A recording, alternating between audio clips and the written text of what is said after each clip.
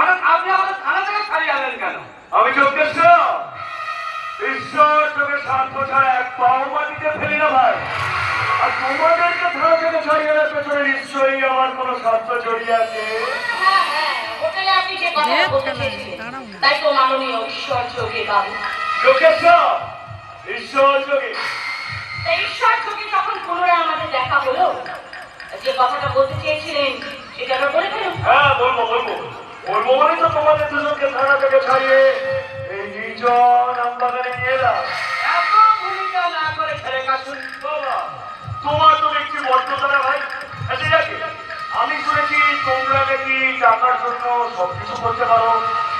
একদম ঠিক শুনেছেন, তবে আত্মসম্মান বিকিয়ে দিয়ে না। হ্যাঁ সে আমি বুঝেছি তোমার হাত ধরে। কথা দিচ্ছি যে তোমার আত্মসম্মানে আর কোনোদিনও কোনো আঘাত আনবো না। আর তোমরা দুজন যদি আমার কাজ করতে পারো তাহলে তোমরা পাবে 1 কোটি টাকা। 1 কোটি? এ গঙ্গা গঙ্গা, আমি যা শুনলাম তুই কি তাই শুনলি? দাঁড়া, সারাটা জীবন শুধু বোকাই থেকে উনি আমাদের 1 কোটি টাকা কেন দেবে সেটা তো ভালো করে বুঝছেন। আপনি বলুন ঈশ্বর যোগী বাবু।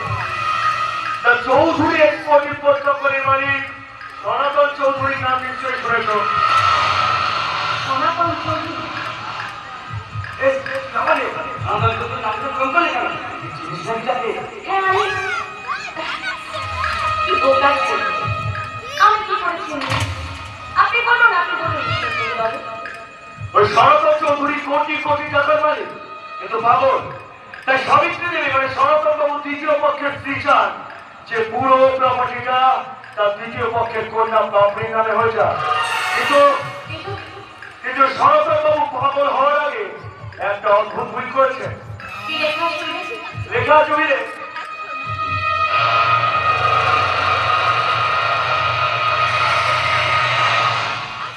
আপনি কি বলছেন? হ্যাঁ ঠিকই বলছি বাবা। আর তুমি তো গৃহবধূ রূপে অভিনয় করতে রাজি হয়েছিলে। সনাতন বাবুর প্রথম পক্ষের সন্তানের নাম সাগর চৌধুরী। সাগর চৌধুরী? এই সাগর চৌধুরী নামটা আবাক্ষণ করলে? চুপ কর, আমি বড় সব বুঝে বলবো। আপনি বলে যান মাননীয় ঈশ্বর যোগী বাবু, মানে এই কাজে আমি আপনাকে কিভাবে সাহায্য করতে পারি? ওই সাগরের সঙ্গে 1 বছরের কন্ট্রাক্টে তোমার বিয়ে হবে। আর ঠিক তার 1 বছর পর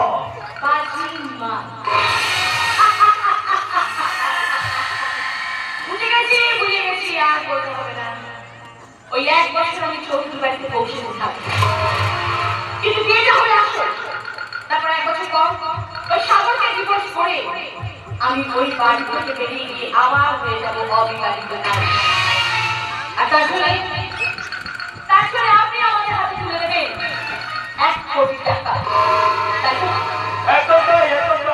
কিন্তু একটা কিন্তু বেড়ে গেছে। সাগর বাবু যদি আমাকে কখনো ধরে ফেলে, মানে ধরে ফেলার কথা নয়। আরে না না, কোনো চান্সই নেই। আরে দিন রাত ওকে মদ খাইয়ে একেবারে মাতাল করে